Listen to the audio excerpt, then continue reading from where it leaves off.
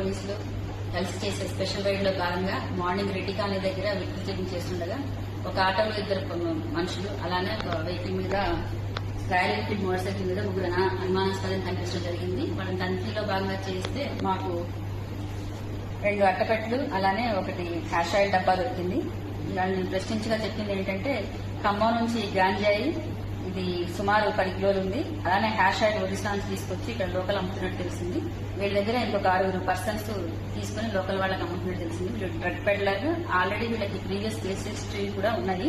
వీళ్ళు కొన్ని criminal activities చేయడం జరిగింది. ఆల్రెడీ కేసులు కూడా ఉన్నట్టు మాకు తెలిసింది.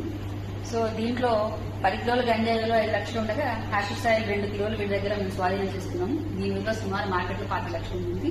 అలానే వీళ్ళ దగ్గర రాయల్ ఎన్ఫీల్డ్ మోటార్ సైకిల్ ఒకటి, ఆటో బజాజ్ ఒకటి, 3 సెల్ ఫోన్లు కూడా స్వాధీనం తీసుకోవడం అయింది. అలానే వీళ్ళని ఇప్పుడు కోర్టు రిమాండ్ చేసి మిగతా 6 కూడా వీళ్ళని తొందరగా పట్టుకొని వాళ్ళని కూడా అరెస్ట్ చేసి జైలు పంపడం జరుగుతుంది.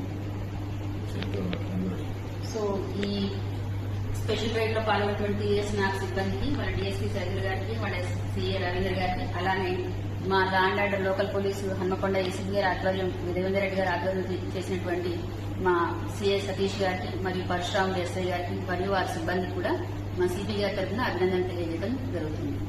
Thank you.